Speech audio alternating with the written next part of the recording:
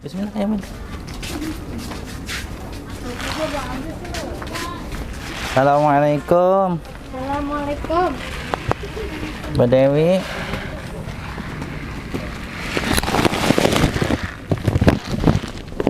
Assalamualaikum. Oh, mamanya Dewi ya, berarti panggilnya ya. Iya, jadi namanya mamanya Dewi. Beliau di sini tinggal bersama dua anak ya, dan siapa lagi? Sama adik.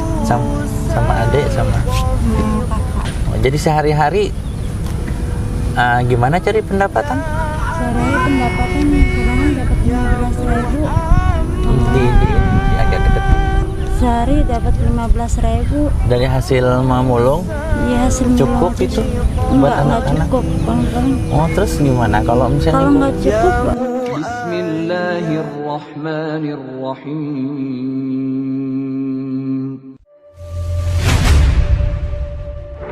Ya ayyuhalladzina amanu udkhulu fis-silmi kaffah.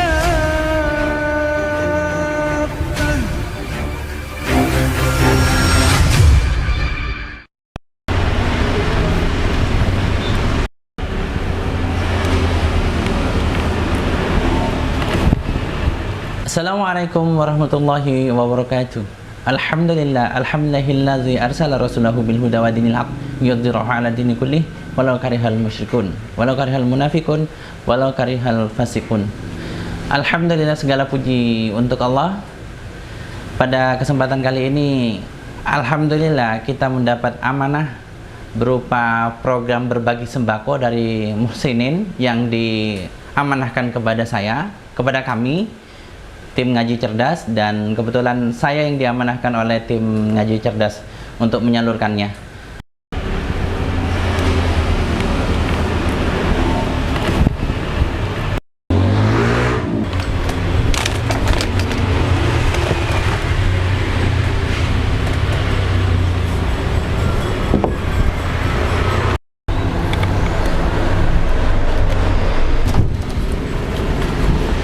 ya. Abi katanya mau ke pasar. Oh iya, kita mau belanja ya. Yaudah, Abi taruh dulu ya. Iya. Abi taruh dulu deh. Nanti sini. Nah, ini jangan digoyang biar nggak hilang ya. Iya. Ayo, kita ke pasar. Ambil masker.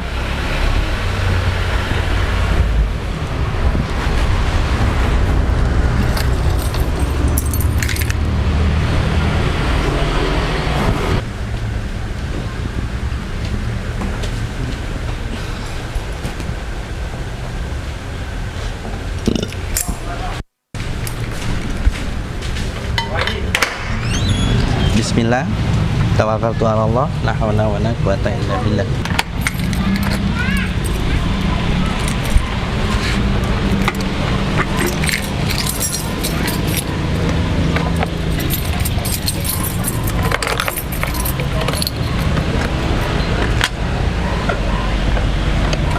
Ambil.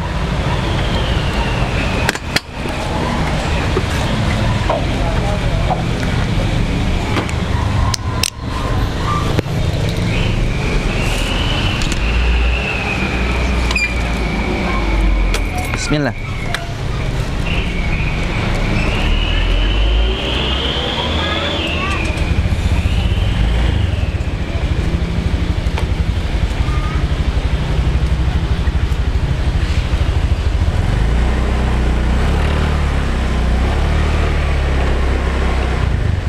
Kita juga ada program berbagi nasi bungkus, yaitu di sedekah Jumat, baik itu sedekah ba'da subuh maupun sedekah ba'da salat Jumat, insya Allah, dan nanti akan terus berlanjut.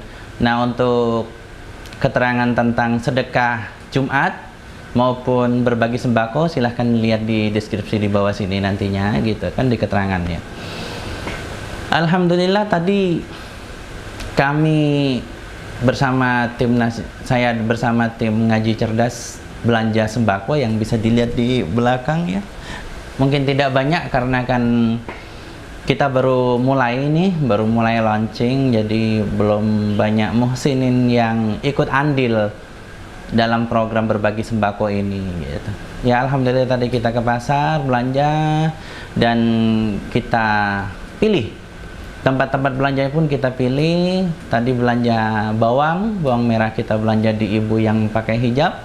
Semoga dengan kita belanja ke beliau bertambah rezekinya dan beliau tambah istiqomah, dan harapan kita anak-anak dan cucu-cucunya nanti juga istiqomah berhijab gitu.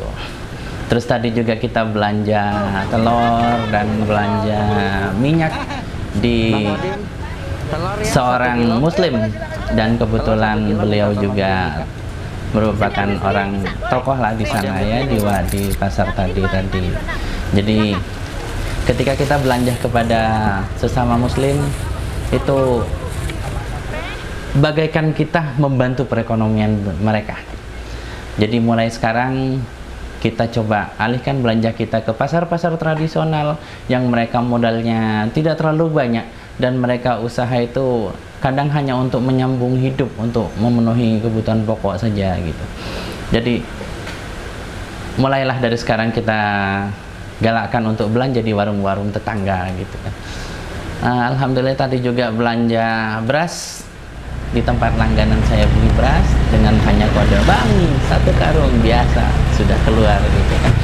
Alhamdulillah harganya pun stabil gitu. Harganya tidak terlalu mahal, bahkan lebih murah ya daripada pasar swalayan gitu.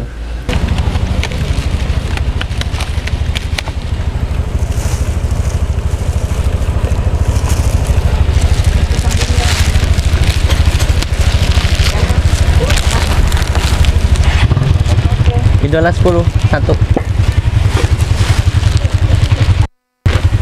Taruh sini bang, ditidurin. Sorry bang, bisa minta plastik 1 jempol.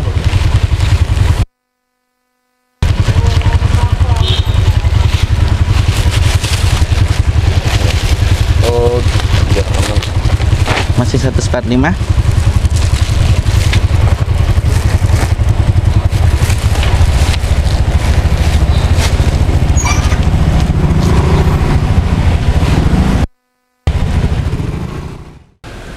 Alhamdulillah kita mendapat informasi dari tim berbagi sembako bahwasannya ada seorang janda yang dia menghidupi anak-anaknya, dan juga dia tinggal dengan saudaranya yang mempunyai kebutuhan khusus, dan di usianya yang tidak muda lagi beliau enggan untuk meminta-minta, dan dia hanya mengadu kepada Allah, dan beliau mencari sendiri dengan cara memulung. Nah, orang-orang seperti ini perlu kita perhatikan gitu.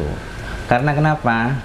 Mereka mempunyai harga diri untuk tidak mengemis, dan mereka berusaha dengan segala kemampuan yang ada. Nah, karena kemampuannya hanya memulung, dia memulung. Nah, kawan-kawan, ada mungkin kita harus ingat ya, bahwasannya kefakiran itu dekat kepada kekufuran gitu. Makanya kalau kita melihat ada tetangga kita atau tetangga dari teman kita yang kemungkinan kekurangan gitu ya, ya tidak ada salahnya kita menyisihkan sedikit rezeki kita agar mereka itu tidak terlalu ngoyo lah, tidak terlalu was-was dalam kehidupan untuk memenuhi kebutuhannya. Dan itu insya Allah akan menambah mantapnya iman mereka. Apalagi orang-orang yang seperti ini tidak mau mengemis, tidak mau mengeluh ke orang lain, dan dia berusaha dengan segala kemampuannya. Bayangin loh, seorang janda menghidupi anak-anaknya gitu, nggak 1 anaknya ya, dan juga tinggal dengan keluarga yang berkebutuhan khusus. Antum bayangin deh betapa perjuangannya luar biasa. Dan Muhsinin ini meminta didoakan karena dia berinfak itu atas nama saudaranya gitu. Assalamualaikum. Assalamualaikum. Mbak Dewi.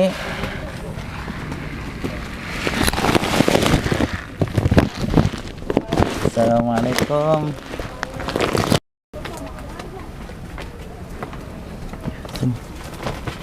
Ini jadi kita perlu contohlah dari muhsinin ini yang meninfakkan hartanya untuk orang-orang yang sangat membutuhkan, terutama orang-orang yang dia kokoh ya, tidak mau meminta gitu loh, kokoh gigih untuk berusaha gitu di usia yang tidak muda lagi dan tanggungan yang tidak sedikit. Alhamdulillah kita sudah memberikan bantuan dan ini sudah cukup jarak. Mbak Dewi nggak apa-apa dibuka. Ada iklan kereta barusan lewat karena kebetulan setting tempatnya di sini ini dekat dengan rel kereta gitu. Ya alhamdulillah kita sudah menyampaikan ya amanah dari muhsinin ya, tentang sedekah sembako gitu sama Mbak Dewi. Siapa namanya nih Mbak Dewi namanya? Dewi Astuti gitu deh ya Kak. Siapa namanya? Dewi Astuti. Yang satu lagi? Siapa namanya? Kian Asmelani. Oh Mbak sendiri? Anita Aprilia. Oh Anita Aprilia. Oh mamanya Dewi ya, berarti panggilnya ya. Iya jadi namanya mamanya Dewi. Beliau di sini tinggal bersama 2 anak ya. Dan siapa lagi? Sama adik. Sama adik sama kakak. Oh, jadi sehari-hari gimana cari pendapatan? Sehari pendapatan kadang dapat 15.000. Di agak deketin. Sehari dapat 15.000. Dari hasil memulung Iya hasil cukup mulung itu enggak, buat anak-anak? cukup. Paling Oh terus gimana kalau misalnya kalau nggak cukup kadang-kadang ngutang di warung, ngutang telur sama itu laukan buat makan anak-anak sama mie. Oh nantinya baru dibayar kalau ada rezeki lagi ya. Iya. Apa sih kesulitannya mulung itu? Katanya mulungnya bukan siang ya Mbak Dewi ya? Malam Jam berapa? jam habis maghrib baru berangkat, pulang-pulang jam 10 malam. Jam 10 malam. Anak-anak di bawah? Yang dibawa ini aja. Oh terus ini? Ini ngerjain tugas dari gurunya. Oh yang sekolah ya. Awas jatuh deh, awas jatuh deh. Kalau udah ini, kalau waktunya mau ke rumah sakit harus ada duit buat ngontrol ini ke rumah sakit. Kenapa? Penyakit paru-paru. Oh itu flagnya. Gitu. Sudah berapa lama? Udah lama, hampir setahun. Oh berarti sudah mau selesai pengobatannya berarti insya Allah gitu. Ini juga ini masih ini harus tiap hari tiap bulan kontrol terus. Ya harapan kedepannya itu Mbak Dewi itu kepengennya punya kerjaan atau gimana gitu. Pengen mah kerja tapi nggak boleh sama anak-anak.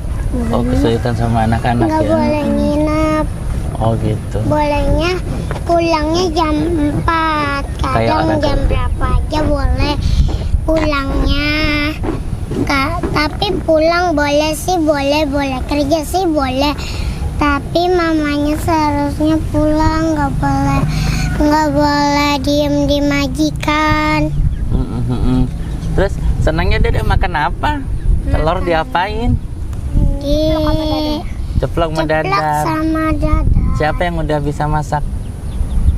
Lam. Tuh. Lam.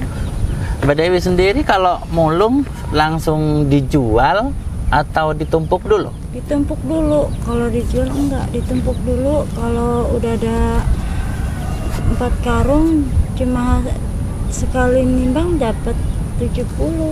Untuk utang doang udah. Oh berarti untuk menuhin kebutuhan sehari-hari itu ngutang dulu, terus hasil jual mulung bayar utang. Oh gitu. Jadi berarti rata-rata deketin Mbak Dewi enggak kedengeran. Berarti rata-rata gitu per hari 15.000 ya, kurang lebih ya. Terus ya setelah dijual baru bayar utang gitu. Berarti untuk kebutuhan sehari-hari ngutang dulu, baru nantinya dibayar setelah dapat dari hasil penjualan ya. Kayak gitu. Kesulitannya, ada kesulitan di lapangan nggak sih kalau di tempat mulung itu? Kalau misalnya lagi mulung ada hambatan-hambatan? Kesulitan. Biasanya Diomelin sama orang jangan ngambilin kardus gitu. Terus loh kenapa, kan udah dibuang? iya Kak, bilangnya udah dibuang tapi katanya nggak boleh diambil. Kan nggak boleh yang jaga parkiran mobil di depan bundaran itu Pak. Saya kan namanya juga kan ngambil aku itu kardus, kan kata anak-anak, Dek no ambil kardus. Kata jangan itu kardus saya diomelin sama bapak yang parkiran di Oh bundaran. berarti sama Pak Parkiran juga ngumpulin kardus juga kali ya. Oh berarti saingannya juga Bu Dewi dengan ya yang bapak-bapak yang ngumpulin kardus duluan gitu. Jadi kebayang ya sahabat-sahabat ngaji cerdas dan juga para muhsinin, kebayang ya bagaimana susahnya mencari barang-barang bekas yang kemudian dijual lagi gitu. Dan harapan dijual itu mungkin ya setelah ngejual itu mungkin tidak berharap lagi mempunyai mungkin ya, tapi hanya berharap utangnya yang selama beberapa hari itu tertutup gitu dengan itu gitu. Syukur-syukur kalau nggak kurang gitu. Pernah kurang nggak sih? Pernah kekurangan. Kalau lebih sedikit gitu? Kalau lebih sedikit Pak, paling ada buat jajan anak 20.000 buat ini aja udah. Terus kadang-kadang kalau lagi nimbang ya anak mama buat nutup utang semua ya nak ya, jangan minta jajan. Nah sorenya berangkat nyari Pak, habis berangkat nyari langsung dapat duit dari maghrib sampai pulang malam dapat 30.000. Oh gitu. Jadi sahabat-sahabat sekalian, cobalah kita pikirkan nasib-nasib mungkin orang-orang lain seperti mamanya Dewi ini. Mungkin kita sehari-hari tidak kekurangan gitu. Mungkin kita sehari-hari kenyang. Mungkin kita sehari-hari hanya mengeluhkan tentang lauknya gitu loh. Tapi mungkin orang-orang seperti mamanya Dewi atau bahkan yang di bawahnya mamanya Dewi itu kan tidak menuntut kemungkinan tuh lebih banyak gitu. Jadi cobalah kita lebih bersyukur terhadap apa yang kita punya, dan coba tengok tetangga-tetangga kita atau mungkin tetangga teman kita ada nggak yang kesulitan gitu. Jadi kalau misalnya kita masih berasa ada yang bisa kita sisihkan, ayo gabung bersama kami, kita kumpulkan apa yang bisa kita patungkan, kita sedikit-sedikit kita patungan, nanti insya Allah kami dari tim sedekah insya Allah akan menyalurkannya. Ini amanah dari muhsinin yang diamanahkan kepada saya untuk diserahkan kepada Mama Dewi sudah kami serahkan. Terima kasih untuk semua yang sudah terlibat, baik kru maupun tim dan juga para muhsinin, donatur-donatur yang menginfakkan hartanya untuk acara, untuk program-program ini. Insya Allah kedepannya kita akan berlanjut dan kita akan mencari lagi orang-orang yang mungkin seperti mamanya Dewi atau bahkan mungkin di bawahnya. Apalagi di masa pandemi seperti ini, bantuan kita sungguh sangat akan berarti insya Allah. Saya Kolo dan Muhammad Azmil Amri melaporkan dan menyalurkan bantuan Anda kepada Mama Dewi. Posisi di mana ini? Desa apa? Desa Kampung Bulak Semanan. Kampung Bulak Semanan, RT 1. pinggir rel kereta api. Insyaallah. Wassalamualaikum warahmatullahi wabarakatuh. Waalaikumsalam warahmatullahi wabarakatuh. Ya, Masya Allah, kebayang seorang pemulung harus menghidupi anak-anaknya dan juga tinggal bersama saudaranya yang berkebutuhan khusus. Orang-orang seperti ini ketika dia mengucap doa, insya Allah tidak ada takbir lagi. Tidak ada takbir lagi, insya Allah akan Allah ijabah gitu. Doa-doa orang-orang yang gigih seperti ini, insya Allah akan menggetarkan langit. Dah orang-orang seperti ini perlu kita jaga.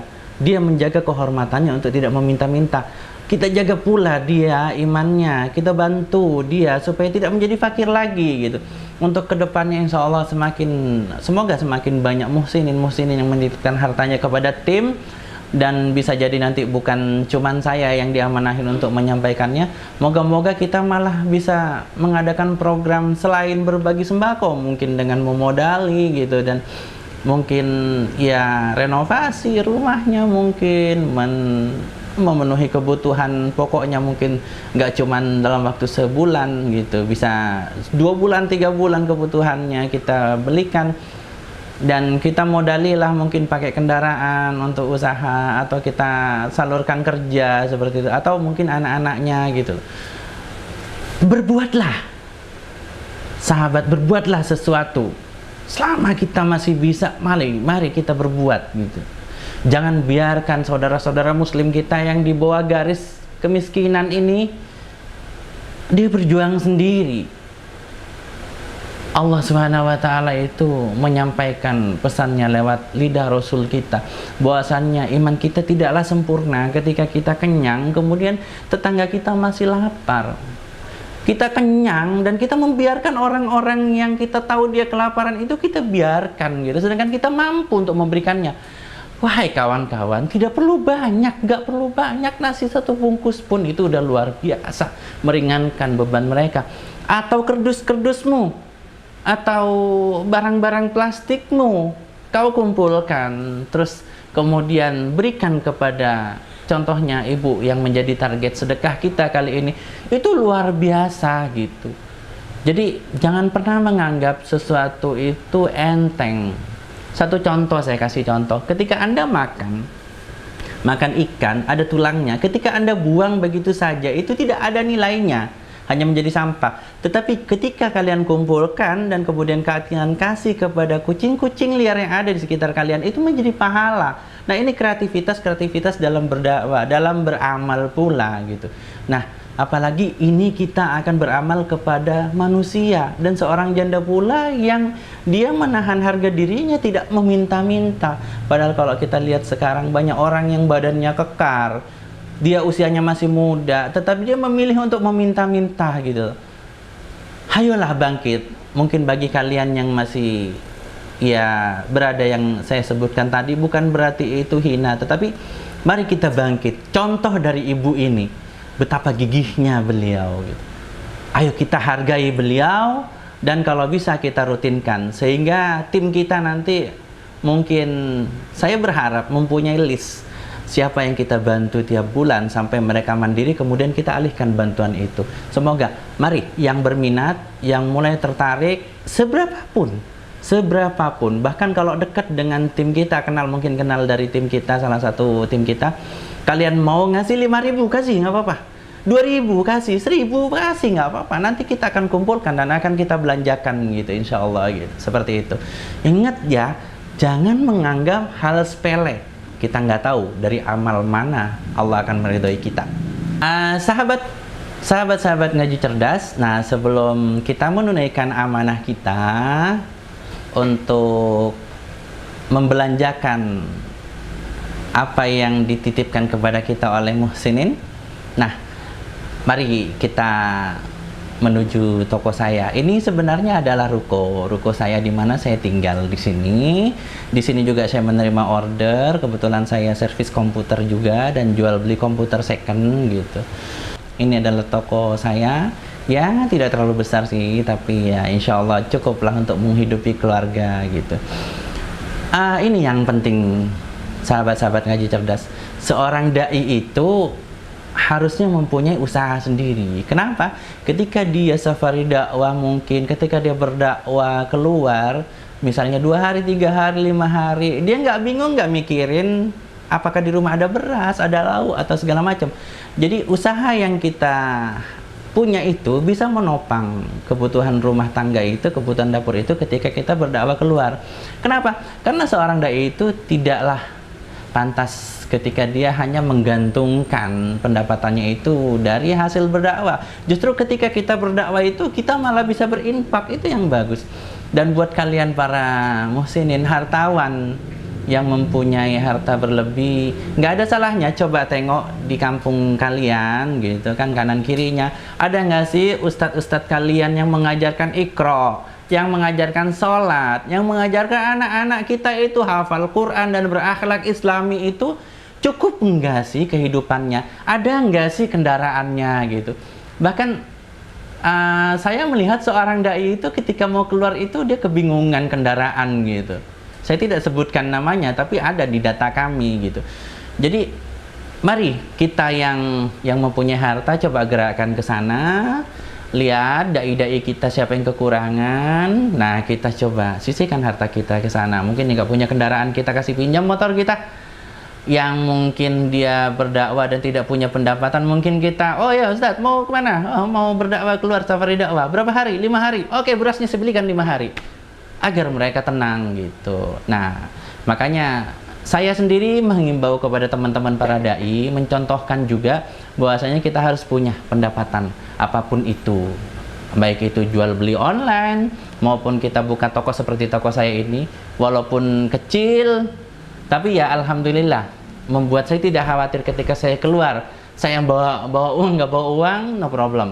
Saya bisa beli tiket sendiri untuk berdakwah safari dakwah, menghidupi kehidupan kebutuhan saya di tempat dakwah. Kemudian saya pulang ke rumah dengan ongkos sendiri, alhamdulillah gitu. Jadi tidak was-was, oh nanti apakah saya cukup ongkosnya, apakah anak saya makan atau enggak, tidak. Tetapi kami mempunyai pendapatan sendiri, walaupun kecil, insya Allah barokah. Ya Habibi ya Muhammad ya arusal khafiqaini. Dukung dakwah Haji Cerdas dengan membeli produk-produk dari Cinta Kurma, menyediakan berbagai macam kurma, dijamin keasliannya.